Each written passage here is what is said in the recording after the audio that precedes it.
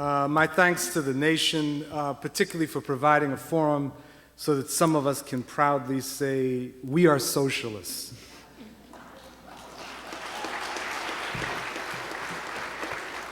I was trying to figure out how to begin my remarks, and I started thinking about the observations of the great mid-20th century analyst Oliver Hardy, who commented, "This is a fine mess you've gotten us into."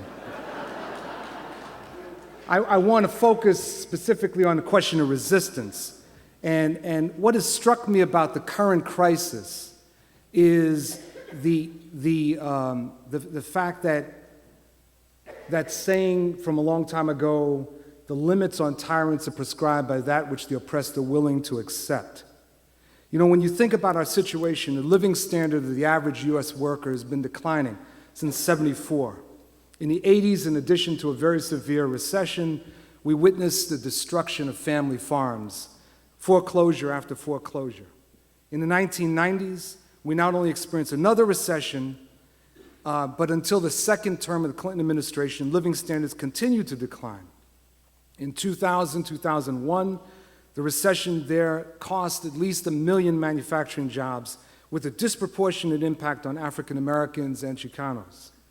In this situation, the growing dependency on credit by working people reflected more than anything else the search for individual solutions to what were actually systemic problems. The limited collective resistance to this gathering storm was ultimately taken for granted by the ruling elites, whether with regard to the economy or, for that matter, with regard to the attack on civil liberties, beginning with Reagan. The assumption at the top has been that those at the bottom are either incapable or unwilling to engage in collective resistance, in part due to the various poundings that we've received over 30 years. Now, don't get me wrong, there has been resistance, whether in the form of workers at Hormel Meatpacking, the workers at Watsonville, California canneries, the locked out workers at Staley, Poor People's Organizing in Miami, or for that matter, the global justice advocates in Seattle in 1999, or anti-war demonstrators. The problem is that in each case and each courageous example of resistance, this did not lead to a larger scale struggle. Part of the problem certainly rests with the crisis of socialism and the crisis of many social movements, much of which is related to the growth of neoliberalism. But in either case, ruling elites have assumed that they have us over a barrel. This was so evident in Bush's initial bailout proposal, a 3-page document that essentially said to the people of the U.S. that you are a contemptible bunch who deserve nothing more. In this context, the inability of organized labor to rise to the occasion is particularly unsettling and reflects a strategic myopia on the part of those leading the movement. Yes, the New York City Central Labor Council responded with a demonstration in the face of the bailout proposal, but too few other labor organizations responded in kind.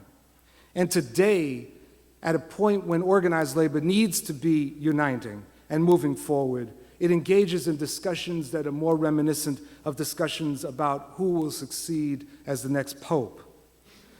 With the moments I have left, let me suggest that we must be careful and recognize that while we need policy prescriptions, we also need political will and mobilization.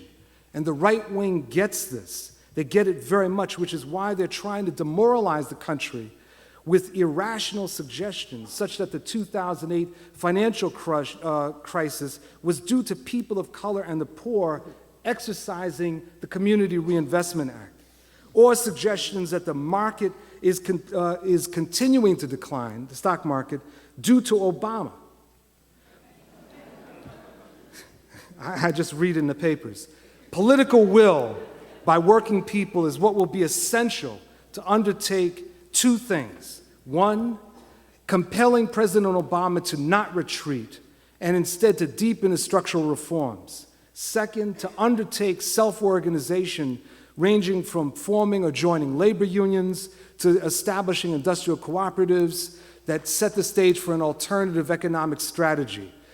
But the bottom line is that we need our watchword needs to be solidarity. Solidarity among those who must work to live, solidarity among those who have been the victims of the great crap game that is called capitalism. Thank you.